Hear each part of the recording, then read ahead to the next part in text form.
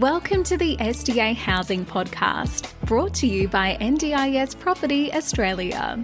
Before starting this episode, we need to provide a general disclaimer. Information contained in this podcast is general in nature only. It does not take into account the objectives, financial situation, or needs of any particular person. You need to consider your financial situation and needs before making any decisions based on the information in this podcast. And you should consider seeking independent and professional advice for your personal circumstances. All right, let's begin.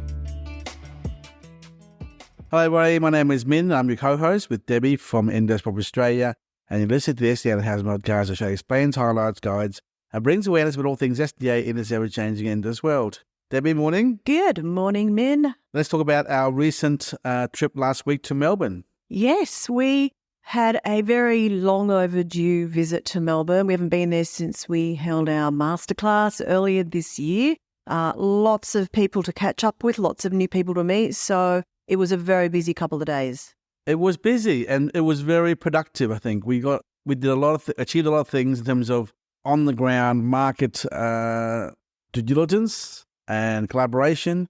Let's talk about some of our people we met, Debbie, on our whiteboard behind me. Alrighty. So firstly, we met with a contact who we've been working with for a few years now. A builder developer who's been very active in the Melbourne market for many years. Very interesting, although not really surprising, the information that we received, which was Minh. Greenfield areas for SDA, which is the new estates, is dead. Over, dead, Yep. Finished. Yeah, which we kind of knew. That's the data that has been coming out in the last 6-9 months out of Melbourne, is that everywhere is now oversupplied. So they're concentrating only on some regional areas, but also doing knockdown rebuilds in Melbourne. So the brownfield areas, infill suburbs, where pretty much middle ring to inner, where the areas are built up already and not brand new estates of housing estates, is the way forward to really get involved in SDA. So I wouldn't say is oversaturated. I'm saying Melbourne region is pretty much reached its equilibrium of balance of supply and demand in most of those areas we've all talked about the last few years, I guess. Uh-huh. Yeah. So that was interesting to get their feedback on the current market situation in Melbourne and what they're doing, how they've shifted. By the way, everyone, if you're seeing stock, house and land stock in the West Melbourne, avoid at all costs. Do not listen to the builder or the sales agent or the spruiker who's trying to flog you a house west of Melbourne. There's a massive oversupply there. It is the number one most oversupplied region of Australia. Yeah. Buyer beware. Moving on, what else did we learn from our next meeting we had?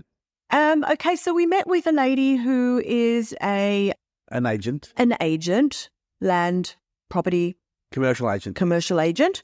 She has been working now for quite some time with a bunch of funds, different organisations within the SDA world, working very hard with a fund they have that is listed on the stock exchange to develop really good quality SDA projects, not only in Melbourne but also up the eastern seaboard up to Queensland as well. Working with small fund managers, large fund managers, private family offices, private equity as well. So a range of different corporate clients. And definitely a very well-networked lady who we're going to catch up with on Wednesday, though. She said we didn't. And we are, yeah. She said one of her, and maybe the private equity firm, has an appetite for 1,000 apartments of SDA per year for 5 years. 5,000 apartments. Predominantly Melbourne and Sydney. Yes. So really, really interesting to hear her take on the market, on what she's seeing the demand is from the institutional investors now. So that was a really good connection to make there. We're very excited to work with her. They work with a lot of the distressed properties that the banks are selling. So they do get development sites at a good price, which means that they can then look at it as a potential SDA and do something with it if it suits. Yeah. We also met a private fund who we've spoken to in the past. We've been talking to them and they've been involved in SDA now for some time. They do have some developments in Queensland. They're looking at... They are an asset manager for a private fund. Yeah, that's right. Overseas, Yeah, so they're looking at still deploying a significantly large sum of money into the Australian SDA market. But their catch was must be built or almost built. Yeah, so... They have $100 million they must deploy in the next 18 months. That's right. So they're predominantly after small apartment complexes or villa sets or, just up to maximum of 10 dwellings per site, ideally built, or they will go as far as something that is DA'd but will be built within 12 months maximum. So they obviously have a lot of very specific due diligence that they do on any site presented, but fortunately with the previous agent and also our other contacts in Melbourne, hopefully we'll be able to bring a number of properties. And also they're not looking just in Melbourne, they're looking also in other areas. So we've got some sites in Brisbane that they're looking at the moment too. Yeah. So they are looking at probably 5 or 6 different projects we have on our books that Grace is dealing with at the moment on our books, yeah. Yeah, so that's really exciting. We also have another contact that we met with. They are actually an SDA provider. They're doing significant work in the housing area. They're actually opening a new business as a provider just for apartment developments. They're working with some big SIL providers. They're also working with Summer Foundation, I should say, to get more contacts within the SIL industry. Their aim is to be the biggest SDA provider in Australia, but they are doing some really good stuff. We're very excited to be able to work with them and the SIL organisations that they are now going to be working hand in hand with.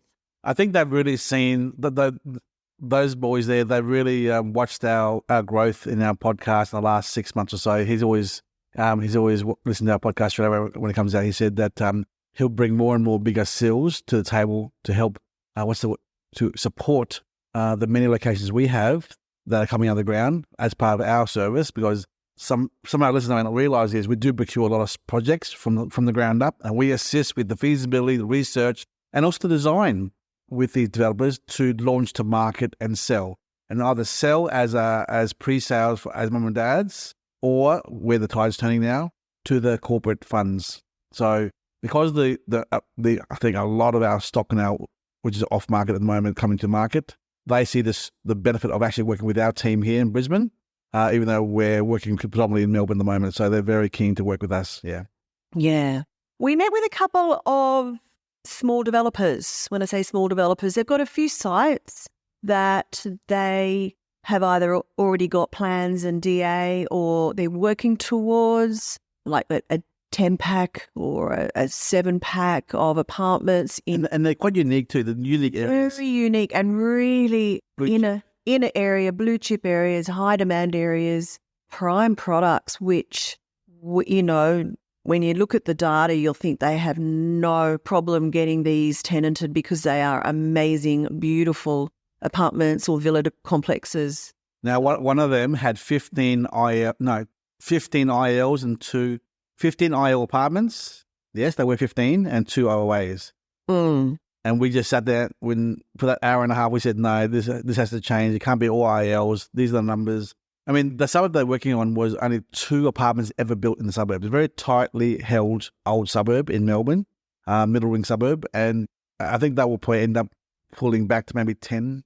Yeah. 10 or so. So we discussed with them the idea of, obviously they've got the plans all done up, not DA'd yet, I don't think, or was it? It was, but they weren't aware of the IL changes 8 months, 9 months. That's right. So we spent a good hour and a half chatting to them about the market and what we thought might make a better SDA development. So a mixture of high physical support and IL apartments, given the actual demographics of the area where it is. So, it's going to be a bit of back to the drawing board for them to redo their plans. But at the end of the day, hopefully it means that they'll have a far better development.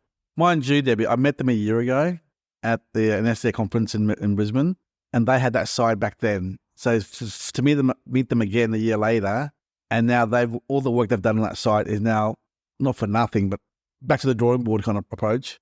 It's going to be a bit of I think it's almost there. But again, I wish they consulted us, people like us or other providers, to have given them ideas to not build 15 IL apartments, which goes to show everyone who's listening, always talk to the experts, right? Don't rely upon an architect, which was the case here, to do the design work, and that's all it was. You need to have constant collaboration with CILs, SDAs, advisors, assessors, town planners and architects to work together to deliver the products for the market. Do not rely upon one specialist to try and give you the advice, because so many times it can be the wrong advice, or the market evolves in that time frame. And the market is moving so quickly at the moment in SDA, as we keep saying. So you just got to get as many different opinions as possible to get the right advice. So their site, they also had another 4 more sites. 4 more sites in the same suburb. But again, a very good blue chip suburb, very exciting. And we advise them to consider villas, manor homes, double-story house, to go with that complex of 15 or 10 units that they'll end up doing. So yeah. A mixture of product in the area would be appropriate. That's exactly right, yeah. We also met with another guy who had a development, again, very, very blue chip inner area.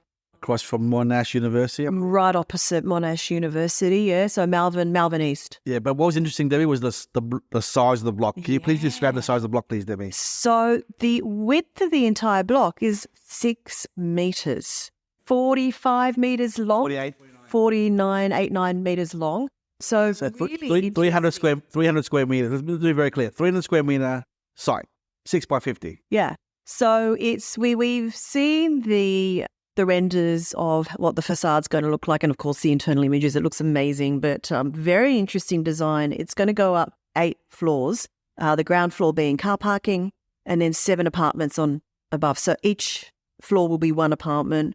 It's slotted in between the buildings, so obviously there's no space on either side. So either side is 2 medium-rise apartment complexes, yeah. And then the middle is a tiny little block in the middle. Yeah, 6 metres wide. But when you think about it, if you measure out 6 metres, it's actually wide enough for an apartment. Yes, it's long and you worry about the light. There's light wells that come down in the centre of the apartment. The back of it is facing north, so there'll be a lot of natural light coming in that way. Very interesting design and a really premium product. Now, the price is so premium. The premium product is also price premium as well, premium price. And we said to him that it can't be this price. You gotta lower the price down, number one. Number two, throw in incentives, furniture package to fully furnish some of the apartments, have a motor vehicle on site so that the residents can use the vehicle for free. What else? Have a maybe a rent guarantee for a year, if it is vacant.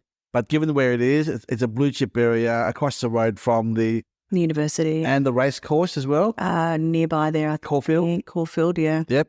It's a premium product which will attract the right participants and the right families. For sure, yeah. And the apartments are 130 to 157. Yeah, they're really big. They're massive. Very spacious. So there's and there is the car parking on the ground, a little bit of car parking plus the OOA. And the city views from the balcony at the back there is gorgeous as well. City views. Yeah, looking straight up at the city. So that was a bit wow. We were pretty impressed with that. And I mean, we met with a bunch of other people, but I think the last person that we met with is a major CIL. Small CIL and getting very much into development. But so he's an estate provider and a CIL and a developer. 2 different companies. Yes. So, we always do say, yeah, be careful, mixing all these, but he's doing it right. He's definitely doing it right, and he really understands the market and how things work within the NDIS world. So much so that he's going out there, going to site around the Frankston region. He's acquiring the land. He's doing the design himself. Extra large floor plans as well, Debbie. And he's underpinning his business by actually going to put the money where his mouth is and actually building the stock. So I always respect the providers who go out there and actually build the stock themselves with their own money because they're putting their money where their mouth is. Yeah, I mean, and they know what they want. They know what works. So when you see what they're doing, it's going to be prime. It's going to be amazing, beautiful homes for people who really want to live there. And, of course, the CILs are going to want to work there because they've designed it. I really respect guys like that who are working on a small boutique provider business but also go out there procuring land and sourcing their own architects and then their own designers and their own builders, and then they're finding business themselves. They're the guys who are on the ground really working there at the grassroots level, you know? And I really respect those guys because they work really hard, you know? Yeah. So look, you know, we had some other meetings as well that were great catch-ups with some of our colleagues and other people that we work with in Melbourne market. But the overall summary of this trip, if I can walk away with, Debbie, let me ask you this question. If you can walk away with a 1-2 liner of where you feel the market is for SDA, how would you give that 2-liner summary? It's no longer for the mum and dad investor, it's for the big boys. I would say the big funds, the sophisticated groups, the family offices, they've been on the sidelines watching and waiting for the last 1 or 2-ish years. And now that we're seeing American interest rates going down, we'll see more of that rate drop in Australia as well, which means the time is right and ripe, RIPE, for the bigger guys to come in and snap up the distressed assets. You know, we know that the land price and build price have been too high the last 2 years or so. We know that. So they know that as well. So they've been watching and waiting, and now they're coming in with their cash to buy up. Now, they're buying up 10, 15 and ago, not one. And this is where, with mum and dad buyers, they come in and they hope they're doing the right thing. They don't want to make a mistake, and if they do, they're going to have to suffer the consequences. But these big boys with funds, cash capital, sitting there waiting, they go in there, like, making a mistake or two is nothing because it's not their money, let's be honest. And because they're diversifying so much, it doesn't really matter if one product is not great and doesn't work. 8-9% return, 8-10% returns. Yeah. So the mum and dads and the other smaller investors that are coming in and wanting to get the 12-15% returns, it's just not going to happen now because those cheap products in the greenfield estates will not get tenants. They will not work. And if you do want to buy an individual product, you're looking at the 1.2, 1.3 plus mark. So most of the smaller, experienced investors who are looking to deploy up to $1 million, it's gone. The only time you can get in on it maybe is in an apartment. And there will still definitely be apartments available for individual buyers, but definitely the tide is turning. We still keep on seeing people, I want a house. But then I realise the minimum price point entry for a house is 1.2 and they can't afford it. And Debbie, 2 years ago, there wasn't much talk about apartments, No one's really talking about it. I mean, we were waving our flag ourselves, yes. But now when we talk to the big boys, they're all talking apartments. The big boys are not going into the land estates. They're not. They're in the inner city, middle ring, apartments. Villas, apartments, apartments, projects, developments. That's where they play, right? And let's be honest, if you had a lot of money and as a portfolio business and your risk was higher and diversification and your time frame was longer, you'd go where the bulk volume of product is, and that's going to be inner ring, middle ring suburbs, not outer ring where the mum and dad's play. Yeah, because those areas all over Australia now we're seeing are oversupplied or they've already met supply. There's just no point building anything more out there. Just don't do it. It has to be in the areas where there's still demand. True. Now, in saying so, Debbie, we still meet a lot of people who have their own sites, who in middle ring suburbs or their own suburbs. If you custom design your own product in your own unique area, you'll still be okay. So we don't mean it. When Debbie says it's oversupply, yeah, it's pretty much balanced. The green fields. Yeah. But there's still pockets around Melbourne and Sydney and Queensland. There's pockets everywhere still. If you do it right, you design it right, and you deliver a high-quality product, you will still attract participants. Yeah. And Debbie, I would dare say that maybe in a few years' time from now, 2-3 years from now, that balance we're in now will shift towards more need in the future. How do I say this? In a perfect world, there's constant supply of product and there's constant supply of participants in a perfect world, right? And we're sort of getting to the stage now. But when there's reservation and mum and dad's holding back and the flow of money coming into SDA may differ because of the timing in the marketplace, then as more participants come through for approvals and funding, that demand will go above the equilibrium line and people come back to SDA again in maybe 3 years' time. Look, we've seen such a shift in the last few years and it's going to turn again. Yeah, it'll turn. For sure. So the equilibrium moment we're in now won't be there forever. It'll change again. Yeah. But that's where we are at the moment. Yeah. So buyer beware. Be careful who you're talking to. Get the right advice. Happy to help out where we can. And if you're a big boy, please knock on our door. We're happy to give advice as well. Any final words before we go, Debbie? I guess this just cements what we always say is how quickly the whole SDA landscape changes. And you've got to be on top of what's going on now and in 3 and 6 months' time, not what the spruikers and the marketers are saying has happened because their data's a year old. You're going to plan in advance. And also our masterclass coming up serves the purpose of education and collaboration. Our masterclass, what's going on in the masterclass, Debbie? 30-odd speakers, about 25 speakers from outside of our company, from all different organisations that specifically work in SDA. We have about 25 private meeting rooms, so people who register will be able to log in and have conversations and discussions with all of these people, should they so wish. So look, it's going to be an amazing opportunity to meet with some people in the SDA world that you wouldn't normally do so. Make sure that you register. You'll be given a full agenda of who's on when. There'll be recordings. You'll be able to access those. So registration's on Eventbrite. It is. For a Zoom event. Yeah. And the number for booking so far is about?